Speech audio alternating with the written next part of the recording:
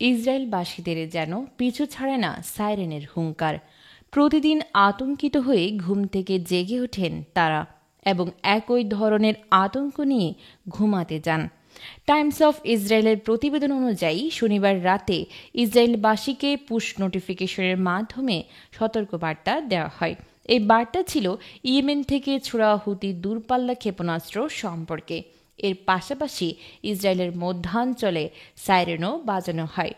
5 minute ধরে চলা সাইরেনের আওয়াজ এবং সতর্কবার্তা শোনার পর ইসরায়েলবাসী দৌড়ঝাঁপ করে আশ্রয় কেন্দ্রে চলে যেতে থাকে। ইসরায়েলের প্রতিরক্ষা বাহিনী আইডিএফ দাবি করেছে তাদের আকাশ প্রতিরক্ষা ব্যবস্থা দিয়ে ক্ষেপণাস্ত্রটি ধ্বংস করা হয়েছে। টাইমস অফ ইসরায়েলের প্রতিবেদনে বলা হয়েছে এই ঘটনায় কোনো হতাহতের খবর পাওয়া যায়নি।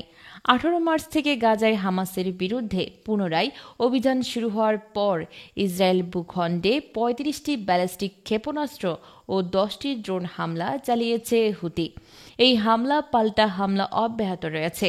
আইডিএফ এবং হুতির মধ্যে শুক্রবার ইসরায়েল হুতি নিয়ন্ত্রিত বন্দরগুলোতে হামলা চালানোর কথা জানায়। একই সঙ্গে ইসরায়েলের প্রতিরক্ষা মন্ত্রী হুতির প্রধান আব্দুল মালিক আল হুতিকে খুঁজে বের করে হত্যার হুমকি দেন। শুক্রবার হুতি নিয়ন্ত্রিত আল মাসিরা টিভি জানিয়েছে ইসরায়েল লোহিত সাগরের উপকূলবর্তী ইয়েমেনের হোদাইদা এবং সালিফ বন্দরে হামলা চালিয়েছে। এই আক্রমণে বন্দরগুলোর অবকাঠামো মারাত্মকভাবে ক্ষতিগ্রস্ত হয়েছে। ব্রিটিশ বার্তা সংস্থা রয়টার্স জানিয়েছে বেন গুরিয়ন আন্তর্জাতিক বিমানবন্দরকে লক্ষ্য করে হুতির সাম্প্রতিক হামলার জবাবে ইসরায়েল হুতি নিয়ন্ত্রিত লক্ষ্যবস্তুতে হামলা চালিয়েছে। হোদাইদা অঞ্চলের 2 বাসিন্দা জানিয়েছেন তারা বিকট বিস্ফোরণের শব্দ শুনেছেন, তবে ইসরায়েল হামলা নিয়ে কোনো বিস্তারিত তথ্য প্রকাশ করেনি। ইসরায়েলের সামরিক বাহিনীর তথ্য অনুযায়ী এই অভিযানে 15টি যুদ্ধবিমান অংশ নিয়েছিল। তারা হোদাইদা এবং সালিফ বন্দরে প্রায় 35টি বোমা নিক্ষেপ করেছে। হামলায় বন্দরের বিভিন্ন গুরুত্বপূর্ণ অবকাঠামো ধ্বংস হয়েছে।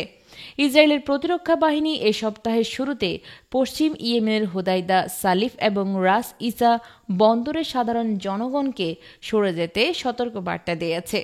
তবে শুক্রবারের হামলায় রাস ইসা বন্দরের উপর আক্রমণ হয়নি।